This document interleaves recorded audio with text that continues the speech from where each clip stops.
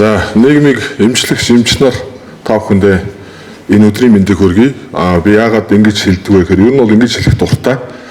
Одоо эмч хүн бол хүнийг өвчнийг нь ангаадаг, эмчилдэг тийм ээ ийм байдаг бол нийгмийн ажилтан бол хүний одоо сэтгэл зүйг, дотоод сэтгэлийг, хандлагыг бас өөрчилдөг, тийм оюун бодлыг өөрчилдөг ийм эмч байдаг. Тийм учраас би нийгмийн ажилтан бол нийгмийн эмч юмаа гэж хэлэх дуртай байдаг. Тэгэхээр энэ чинь өнөөдөр нийгмийг эмчилгээр өөрчлөлтийг авчирхаар бас энэ үйл хэрэгт зүтгэж суралцж яваа оюутан залуучууд за энэ үйл хэрэгт бас Монгол улсад нийгмийн ажилтныг хөгжүүлэх энэ одоо эрхэм хүндтэй чухал үйл хэрэгт бас 30 жил тийм ээ хүчин зүтгэж байгаа багш нар мундаг одоо доктор профессорууд эрдэмтэн судлаачид бас хүрэлцэн ирсэн байна.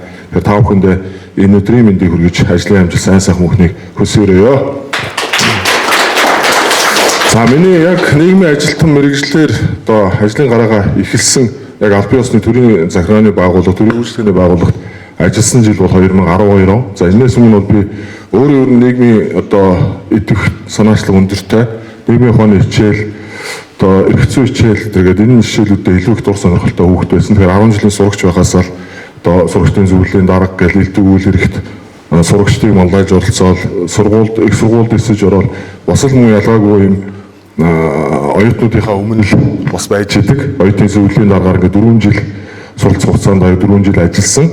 Тэгээд ийм нийгмийн одоо идэх санаачлагтай энэ маань бас намайг нийгмийн ажилтан болох энэ одоо сонирхлыг илүү их өдөөж өгсөн. Тэгээд шинжлэх ухааны технологийн сургуулийн хүмүүнлэгийн сургуульд 2001 онд эсэж ороод тэгээд нийгмийн ажилтан мэргэжлийг эзэмшсэндээ одоо хүртэл одоо баярлаж бахархаж явдаг. За ажлын гараа маань 2012 оноос Төв аймгийн Политехникийн коллежийн нийгмийн ажилтан мэргэжилтээр одоо орон тооны яг аль бие усны нийгмийн ажилтан мэргэжилтээр хүн авна гэдэг энэ мэдээллийн дагуу хошиж сонгон шалралтанд ороод ингээд тэнцээд орсон. За миний өмнө бол соёл урлагийн ажилтан буюу дуучин хүн Политехникийн коллежийн нийгмийн ажилтныг хийж ирсэн. За ер нь бол орон нутагт ингээд харахаар соёлын төвээр эрхлэгч юм уу те эсвэл одоо соёлын төвийн эрхлэгчийг нийгмийн ажилтан хийгээд байдаг. За гутлаа ерөнхий улс орны сургууль болон мэргэжлийн сургуульд үйлдвэрлэлийн төвийн нийгмийн ажилтныг болохоор соёл урлагийн ажилтан хийгээд байдаг те нэг юм утгагүй тогтолцоо байгаад байдаг байсан. Тэгээ хардсангуй одоо өөрчлөгдөж байна. Тэгээ тэр үеэс эхлээд бас яг ерөнхий улс орны сургуулиуд дээр за мөн одоо энэ салбарт мэргэжлийн нийгмийн ажилтан гэдэг хүн зайлшгүй байх шаардлагатай юм байна гэдгийг одоо нийгэм даяараа харж эхэлсэн. За тэгээ энэс эхлээд одоо хойш өөрчлөгдөж явсан. Гэхдээ орон нутгийн хөгжил ба нийгмийн ажилтан гэхээр бас төдийлөн одоо ч гэсэн яг энэ нийгмийн ажилтан гэдэг орон тоон дээр ажиллах ёстой хүмүүс нь хангагдаж өгөхгүй юм асуудлууд бол байгаа. Жишээлбэл түрүүний одоо манай элбэгч нарын ярьж байгаа зүйлүүд дээр гарч ийн те улсын хэмжээнд 800 гаруй одоо нийгмийн ажилтан хүүхэд хамгаалалт, гэр бүл хүүхэд хамгааллын ажилтан гэдэг оронтой бий болж байна. Аймгийн төвийн суманд одоо багт нэг энэ нийгмийн ажилтан за мөн одоо сумдуудад нийгмийн бодлогын мэргэжилтэнтэйгээ хамтраад хүүхэд эрүүлийн ажилтан гэдэг энэ оронтой бий болсон. Мөн ялгаагүй одоо манай Төв аймагт ч гэсэн 27 сумд одоо хүртэл энэ орон тоонд хөгдөг байгаа. 5-6 суман дээр нийгмийн ажилтан гэдэг хүн байхгүй учраас одоо ажиллах хүн ирэхгүй байгаа ийм асуудал байгаа. Тэгэхээр нийгмийн ажилтны хэрэгцээ шаардлага нь өөрөө байна уу гэхээр байгаа. Энэ ч одоо нийгмийн ажилтнаар суралцж байгаа маш олон оюутнууд тэнцээ очиод орон нутагт ажиллах боломж нэ орон тоо нь бол хангалттай байгаа гэдгийг бас энэ ташинд хэлмээр байна. За ингээд би нөгөө ер нь бол орон нутагт ч хаач ингээд удирдах албан тушаалтан нийгмийн ажилтан гэдэг хүний талаарх мэдлэг ойлголт одоо бага байдаг учраас тэр орон тоон дээр нийгмийн ажилтан гэдэг мэргэжлийн үнэ хөгждөггүй байдаг асуудал байгаа гэдэг. Тэгээ энэний эсрэг ер нь бол бас шат чаданд дуулга хүргээд л явдаг байсан. За тэгээд тэгсний үндсэн дээр магадгүй одоо юу гэдэг шат чадандаа нийгмийн ажилтнууд бид нар нийгмийн ажилтан гэдэг хүн яг энэ нийгмийг өөрчлөхөд энэ гэр бүлийн асуудлыг, хүүхдийн асуудлыг өөрчлөхөд нэн тэргуунд чухал шаардлагатай хүн юм а гэдгийг олон талаас нь хэлсний үндсэн дээр өнөөдөр бас энэ бодлого тодорхой хэмжээнд өөрчлөлт ороод мэргэжлийн нийгмийн ажилтан зайлшгүй орон нутагт болон суманд багт хүртэй байх шаардлагатай байна гэдгийг олж харсан баг тийм энэ шийдвэр гаргахчид. За ингээд тодорхой хэмжээний өөрчлөлтүүд бий болж байна. За би дараа нь тэгээд 5 жил Политехникийн коллежийн нийгмийн ажилт, нийгмийн түвшлийн асуудал хариуцсан мэргэжилтээр ажиллаж байгаад 17 оноос яг Төв аймгийн 100 сумын баруун сумууд багийн засаг дарга гэдэг энэ албан тушаалд одоо сонгогдож ингээ 2 удаа удирч ажилласан. За мөн л ялгаагүй нийгмийн ажил хийгээд байсан. Тэ уулын тэнцээ хэн нийгмийн ажил хийх ёстой вэ гэхээр багийн засаг дарга биш нийгмийн ажилтан нийгмийн ажил хийх ёстой байхгүй юу? Тэгэхэд за яг магадгүй би өөрөө нийгмийн ажилтан учраас энэ асуудал руу одоо ороход надад бол хэлбэр. Тэгэхэд бусад нөгөө 97 багтаа Төв аймаг. 97 багийн бараг 94-5 нь мэрэгжлийн одоо нийгмийн ажилтан байдгүй, өөр мэрэгжлийн эсвэл одоо огт мэрэгжил боловсрол эзэмшээгүй юм хүмүүс байд. Тэгсэнчлэн хүний нийгэм сэтгэл зүйн асуудал, гэр бүлийн асуудалтай энэ хүмүүс ажиллаад байдаг тийм.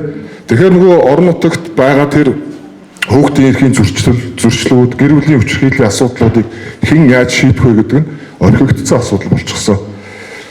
Тэр одоо ядаж сумандаа нэг нийгмийн ажилтнтай боллоо. Тэр энэ бол бас талхууштай баяртай хэрэг болж байна. Тэгэхээр бид нар цаашдаа анхан шатанд ажиллаж байгаа нэгжүүд дээр баг хорооны одоо засаг дарга за хорооных бол яг хуу нийгмийн ажилтан гэдэг яг албан ёсны орон тооны статус байгаа учраас энэ ажлыг бол хийгээ явуулдаг. Гэтэл нөгөө өөр статустай, багийн статустай, тэгээ сумын статустай газар дээр чинь зөвхөн багийн засаг дарга бүх ажлыг хийдэг. Өөр тэн дээр туслах одоо зохион байгуулагч байд юм уу, тэгээ хэсгийн ахлагч гэдэг юм уу, ийм орон тооны хүмүүс байдаг учраас хэдэн мянган хүнтэй багийн засаг дарга ганцаараа тулаад ажиллаад байдаг. Тэр хүний ажлын ачаал дийлэх үү, нэгдүгээр дийлэхгүй. Хоёрдугаар тэр хүн яг мэрэгжлийн зүгээс тэр гэр бүлүүдэд тулгамдаад байгаа тэр хөдөө орон нутагт байгаа зөрчилтэй гэр бүлүүдийн асуудлуудыг за тэр хүүхдүүдийн эрсдлээс урсан сэргийлэх асуудал дээр тэд нар яаж хандах вэ гэдэг ойлгомжтой бүрхэг байгаа байхгүй тий. Тэгэхээр бид нар зайлшгүй орон нутагт одоо хөгжихийн хэрээр тийм ээ орон нутагт бол мэрэгжлийн нийгмийн ажилтан гэдэг хүн шатн зайлшгүй хэрэгтэй байгаамаа. Ингэж бид нар энэ нийгмийн энэ том асуудлуудыг тийм ээ энэ стресс бухимдлыг, гэр бүл саллтыг, хүүхэд өнчрөлтийг, за энэ хүүхдийн төлөвшөл хүмүүжлийн асуудлууд тийм тэгээд эрсдэлтэй гэр бүлд байгаа хүүхдүүдийг хэрхэн яаж хамгаалах ингээд энийг чинь мэрэгжлийн хүн бодлогоор хийх ёстой байдал нөгөө нэг юу ч мэдэхгүй хүн очоод тийм загнадаг, замдардаг, доромжилдог ийм хандлагаар ажилладаг байгаа байхгүй тийм. Тэгэхээр бид нар яалтчгүй энэ анхан шатанд болон дунд шатанд юунд суманд багт бол мэрэгжлийн нийгмийн ажилтан гэдэг хүн зайлшгүй хэрэгтэй юм а гэдэг ингээ хараад. За одоо ингээд 8 жил багийн засаг даргаар ажиллаад 2024 оноос эхлээд аймгийн засаг даргын зөвлөх, орон тооны зөвлөх, тэгээ нийгмийн салбарын асуудлаа хариуцж байгаа. Нийгмийн салбар гэдэг чинь өөрөө маш өргөн үрээтэй асуудал те.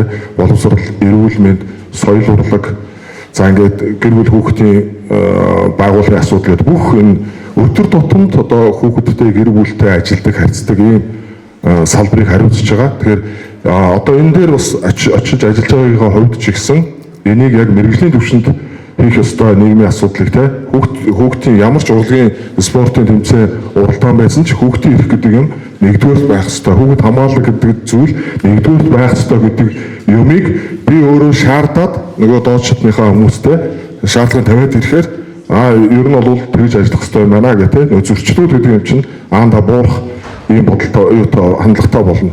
За одоо дээрээс нь бас энэ нийгмийн ажилтны эрхцэн байдлын тухай хууль ингээд энэ хуулийн төсөл бас яригдаа шинжлэхдээ ингээд энэ шатантай явж байна. Энэ бас сайшаалтай хэрэг. Тэр энэ дээр бид нар яг одоо өнөөгийн нийгмийн ажилтнуудад тулгамдаад байгаа асуудал, нийгмийн ажилтнууд өөрсдөө хэрхэн яаж өөрсдийгөө эрслээс урьсан сэргийлэх юм те. Өөрийнхөө тэр нөгөө зорилттой үеийн хүмүүстэй тэр улаан шугам дээр очиод ажиллачаад дараа нь яаж өөрийгөө тэр стрессээс, депрессээс хэрхэн яаж хамгаалах юм, гэр бүлдээ яаж тэрийг гарахгүй байхыг тэр асуудлуудаа гэх мэтчлэн ингээд нийгмийн ажилт нь бол өөрийгөө ядаж энэ хамгаалах эрхцэн байдлын зохицуулт бол нийт төрөмөд хэрэгтэй байдаг. Бид нар чи ерөөсөө өдрийн уул нь бол 8 цаг ажиллах хэрэгтэй байдал. Тэгэхээр чи нийгмийн ажилтнууд хагас бүтэн сайнгүй өдөр шөнөгүй ажилладаг тохиолдол ч гэсэн байдаг. Тэгэхээр энэ дээр бид нар яаж хөлжүүлэх юм? Нийгмийн ажилтны өөрсдийн тэр нөгөө нийгмийн асуудлыг хэрхэн яаж шийдвэрлэх юм? Цалин мөнгө нь ямар байх юм те? За нэг кейс дээр ажиллаа, нэг гэр бүлтэй ажиллаа, илүү цагаар ажиллахад урамшуулал нь ямар байх юм гээд энэ бүх зүйлийг жижиг гэлтгүүрээс орхихгүйгээр тусаж өгөх ёстой. Тэгжээж бид нөгөө нийгмийн ажилтан гэдэг мэрэгчлэр ажиллах хүмүүсийн дур сонирхлыг илүү их болгоно. Дээрээс нь хууль эрх зүйн орчныг сайжруулснараа энэ хүмүүс өөрсдөө давхар хамгаалагдана. За тэгээд том зургаар харах юм бол энэ нийгмийн стресс бухимдал тийм ээ энэ нийгэмд үүсэж байгаа сөрөг зүйлүүд өдөр болгон бидний амьдралд тулгуудаг энэ асуудлууд ч гэсэн тодорхой хэмжээгээр одоо шийдвэрлэхэд бодлогын хувьд, хуулийн хувьд эрх зүйн орчин бүрдэх юм бол өөрчлөгдөд явах эерэг зүйл бий болох ийм боломжтой гэж байна. За тэгээ нийгмийн ажилтнууд оюутнуудтай бий хэлэхэд нийгмийн ажилтны хүн бол ингээд тал талын бас мэдлэгтэй чадвартай ийм хүмүүс байдаг. Маш их тийм нарийн мэдрэмж шаардсан мэргэжил учраас эндээ эзэн байх хэрэгтэй. Өөрийнхөө хувь хүний карьерийн хувьд ч гэсэн өсөж дэвжих ямар боломж байна те. Тэрэн дээр хүртлээ яаж ажиллахын гэдэг чинь та бүгдийн бас өөрсдийн идэвх чармаалт санаачлагаас маш их хамаардаг ийм сайхан мэргэжил шүү гэдгийг бас энд байгаа оюутнуудтай ялангуяа онцолж хэлье. Тэгээд мэргэжилтэй үнэнч байгаараа, эзэн байгаараа тэгээд тодорхой хэмжээний өөрчлөлтийг авчрахын төлөө аль чаданд очиж ажилласан өөрийнхөө төр мэдчих чадах зүйлийг өрн гүйцэд яг сэтгэл зүрхээрээ зориулдаг байгаараа гэдгийг бас уриалж хэлмээр байна. Нийгмийн ажлын инновац, туршилт, судалгааны төв.